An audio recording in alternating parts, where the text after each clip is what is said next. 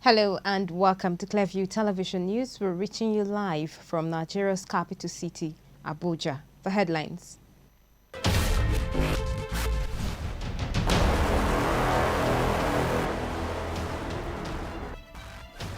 UN women contribute 38 million naira to Nigeria for palliatives as COVID-19 pandemic fallout bites harder.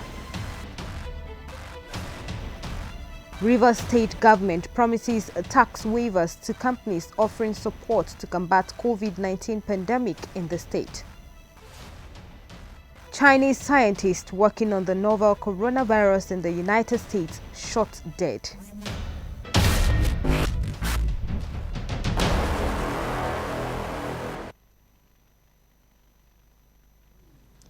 I am Rose Audu with the details of this and more stories. As part of ongoing efforts to provide support to the Nigerian government on the COVID-19 response, UN Women is contributing 38 million naira to the Federal Ministry of Women Affairs towards providing palliatives for vulnerable Nigerian women.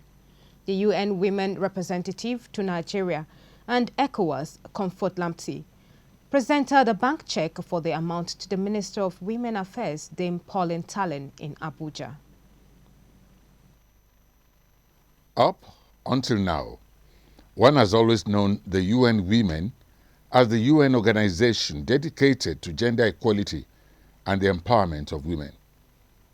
The body is a global champion for women and girls.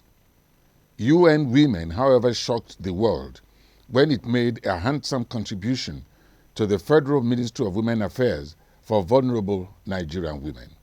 The funds will be channeled towards the procurement and distribution of relief and hygiene supplies, including food items, soap, masks, and sanitizers, which will be procured from women-owned businesses.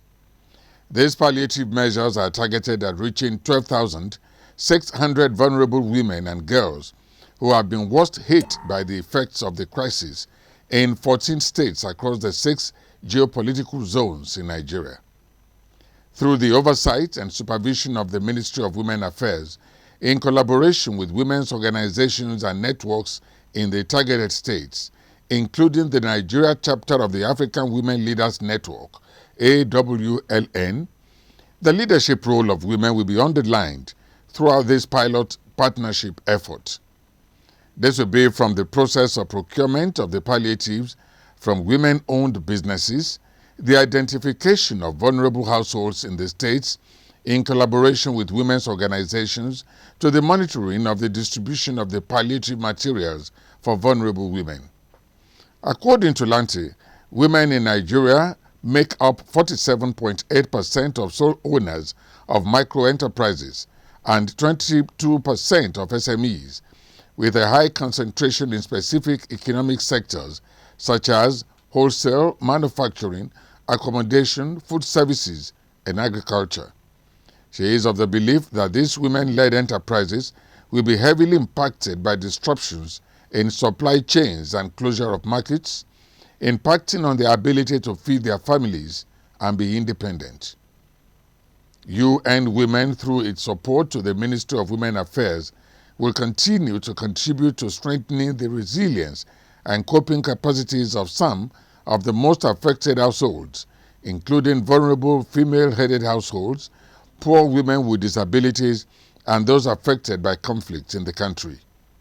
The targeted support is also geared at improving the awareness and adoption of hygiene practices as measures to prevent the target beneficiaries and their communities from contracting the COVID-19 disease.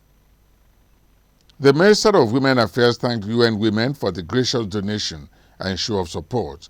She highlighted the efforts and resilience of Nigerian women during this challenging time and commended the efforts of frontline workers and journalists for their selfless service.